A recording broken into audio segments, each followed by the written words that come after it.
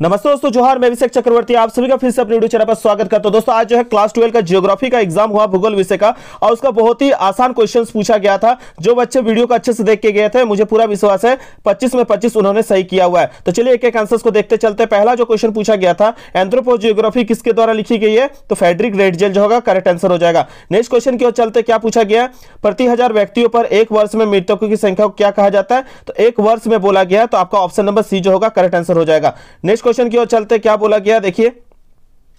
Question number 3, विश्व के सघन जनसंख्या वाले क्षेत्र में किस प्रकार की कृषि की जाती है? तो सघन जनसंख्या वाले क्षेत्र में जो है आपका मैंने बताया हुआ था, ठीक है, क्या की जाती है? गहन कृषि की जाती है। ऑप्शन नंबर जो होगा सी करेक्ट आंसर होगा। गहन कृषि और आपका रोपण कृषि में मैंने अंतर भी बता के आप लोगों को सब्जेक्टिव में भी बताया था। अगला क्वेश्चन पूछा गया, निम्नलिखित में से कौन सा कोयला सर्वोत्तम किस्म का है? तो देखिए इसका जो है करेक्ट आंसर हो जाएगा क्या? एंथ्रासाइट जो होगा आपका करेक्ट आंसर हो जाएगा, ऑप्शन नंबर ए। ठीक है, नेक्स्ट क्वेश्चन की ओर चलते, क्या पूछा गया? पंपास घास का मैदान पाए जाते हैं। तो पंपास घास का मैदान मैंने ट्रिक के साथ आप लोगों को बताया था, क्या होगा? दक्षिण अमेरिका जो होगा करेक्ट आंसर होगा। ठीक है, चलिए इसके बाद दोस्तों अगला क्वेश्चन देख सकते हैं। क्वेश्चन नंबर 7 क्या पूछा गया? वे क्रियाएं जिनमें वस्तुओं का उत्पादन व निर्माण नहीं होता है, तो आपका वो तृतीय क्रिया कहलाता है, सहायक क्रिया के अंतर्गत यह आ जाएगा। ऑप्शन नंबर बी जो होगा करेक्ट आंसर होगा। नेक्स्ट क्वेश्चन की ओर चलते, क्या बोला है? पर्यटन का उदाहरण है। पर्यटन का क्या है उदाहरण? आप देख सकते हैं पर्यटन का जो है आपका कौन सा उदाहरण में आ जाएगा? पर्यटन आपका तृतीय क्षेत्र में आ जाएगा। क्यों? क्योंकि ये लोगों को सहायता देता है, सहायक क्षेत्र के अंतर्गत आएगा। लोगों को हेल्प करता है कि एक जगह को दूसरे जगह को दिखाने के लिए। ठीक है, तो ये आपका तृतीयक में आएगा, याद रखिएगा। नेक्स्ट क्वेश्चन की NH44, ये मैंने काफी अच्छे से मैप के साथ आप लोगों को समझाया था। ये आपका इसका करेक्ट आंसर क्या हो जाएगा? राष्ट्रीय राजमार्ग 44 जो है आपको जोड़ता है, तो ऑप्शन ए जो होगा करेक्ट आंसर हो जाएगा। मैंने बताया था राष्ट्रीय राजमार्ग के बारे में, NH44 के बारे में। श्रीनगर को किससे? श्रीनगर को जो है आपका कन्याकुमारी से जोड़ता है, बताया था ना। ठीक है, अगले क्वेश्चन की ओर चलते हैं। स्वेज कैनाल, मैंने सभी कैनाल के बारे में बताया था, नहर के बारे में, तो उसमें स्वेज के बारे में पूछा है। तो स्वेज कैनाल जो है किसको किससे जोड़ता है? भूमध्य सागर को लाल सागर से जोड़ता है, याद रखिएगा। यहाँ ऑप्शन नंबर यहाँ पे भूमध्य सागर लाल सागर कहाँ है? सी जो है करेक्ट आंसर होगा। नेक्स्ट क्वेश्चन की ओर चलते हैं। 2000 आपका यहाँ पे 11 नंबर में पूछा गया कि किस वर्ष भारत को इंटरनेट की सुविधा प्राप्त हुई? तो किस वर्ष जो है याद रखिएगा 1998 को जो है इंटरनेट की सुविधा प्राप्त हुई थी। ठीक है, याद रखिएगा। नेक्स्ट क्वेश्चन की ओर चलते हैं। क्या पूछा गया?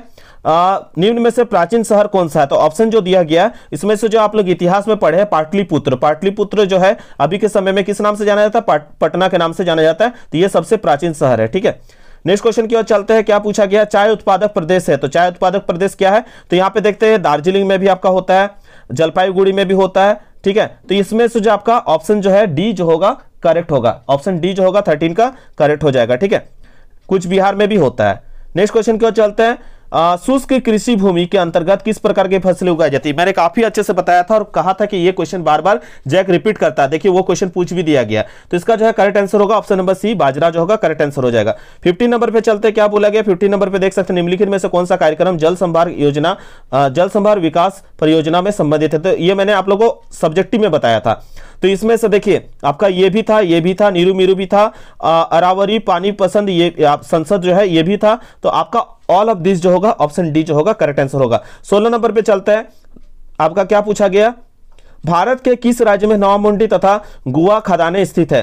तो ये जो है इसका करेक्ट आंसर हो जाएगा जो है आपका नोआमंडी और आपका गोवा खदाने पूछा है ना, तो ये आपका झारखंड जो होगा करेक्ट आंसर होगा। आपका ऑप्शन नंबर सी जो है करेक्ट आंसर है। चलिए नेक्स्ट क्वेश्चन की ओर चलते हैं। देखिए क्या पूछा गया है? हिजरा और विजयपुर जगदीशपुर संबंधित है। हिजरा, विजयपुर और जगदीशपुर जो है आपका संबंधित है किससे? तो याद रखिएगा आपका यहाँ पे क्या करेक्ट आंसर होगा? Option number A, gas pipeline से संबंधित है। ठीक है, नेक्स्ट क्वेश्चन की ओर चलते हैं। 8 नंबर में क्या पूछा गया? किस देश की सहायता से जो है बोकारो इस्पात संयंत्र की स्थापना की गई थी? तो ये भी पता है वो क्वेश्चन है, सोवियत संघ जो होगा आप लोगों ने टिक लगाया होगा। ठीक है, बहुत सारे बच्चे करेक्ट किए होंगे आंसर को। भारत का मैनचेस्टर किस शहर को कहा जाता है? बहुत ही अच्छा क्वेश्चन पूछा गया। देखिए लेकिन यहाँ भारत का मैनचेस्टर नहीं पूछा गया, भारत का मैनचेस्टर पूछता तो अलग होता है आंसर, लेकिन यहाँ दक्षिण भारत का मैनचेस्टर पूछा है, तो आपका होगा कोयम्बतूर जो होगा करेक्ट आंसर होगा। ठीक है, नेक्स्ट क्वेश्चन की ओर चलते हैं। 20 नंबर पे, पर्वतीय क्षेत्र में किस प्रकार की अधिवास पाए जाते हैं? तो पर्वतीय क्षेत्र में ये भी मैंने आप लोगों को सब्जेक्टिव में भी बताया था, कैसा पाया जाता है? सीढ़ीदार। कैसे पाया जाता है? सीढ़ीदार जो होगा करेक्ट आंसर हो जाएगा। 21 नंबर पे चलते हैं। बहुत इजी क्वेश्चन पूछा गया था। भारत में कितने राज्य है? तो 28 राज्य है। ठीक है, और 8 केंद्र शासित प्रदेश बताया था।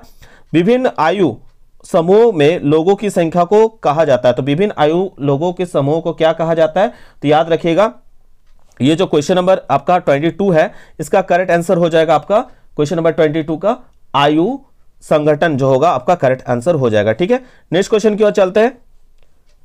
आपका बोला गया ओपेक का मुख्यालय, देखिए ये क्वेश्चन आ गया, ओपेक का मुख्यालय कहाँ है, तो ओपेक का मुख्यालय जो है आपका ऑप्शन नंबर ए वियना जो होगा करेक्ट आंसर होगा।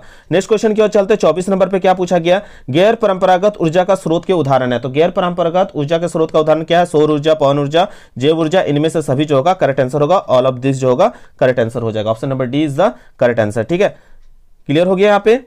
नेक्स्ट क्वेश्चन की ओर चलते हैं। 25 नंबर, ध्वनि प्रदूषण के मुख्य स्रोत है। तो ध्वनि प्रदूषण किसके माध्यम से फैलता है, तो देखिए ध्वनि प्रदूषण में देखिएगा आपका मोटर वाहन जो है, मोटर वाहन के माध्यम से भी जो है, गाड़ी का जो हॉर्न होता है उसके माध्यम से भी ध्वनि प्रदूषण फैलता है। उद्योग कारखाने में भी बहुत बड़े बड़े लाउड स्पीकर जो है अजीब तरीके की आवाजें आती है, उससे भी ध्वनि प्रदूषण होता है। और लाउड स्पीकर तो है ही है, ठीक है, मैक्सिमम बच्चे यहाँ पे लाउड स्पीकर टिक लगाए होंगे, लेकिन आपका इनमें से जो है ऑल ऑफ दिस जो होना चाहिए करेक्ट होना चाहिए। ठीक है, आप लोग बताइएगा ये 25 क्वेश्चन में आपने कितना सही किया, नीचे कमेंट करके जरूर बताइएगा ईमानदारी से। ठीक है, आगे आप लोग किस सब्जेक्ट की तैयारी करना चाहते हैं वो भी नीचे कमेंट करके जरूर बताइएगा। मिलते हैं दोस्तों एक नए वीडियो के साथ, तब तक के लिए धन्यवाद। जय हिंद, वंदे मातरम।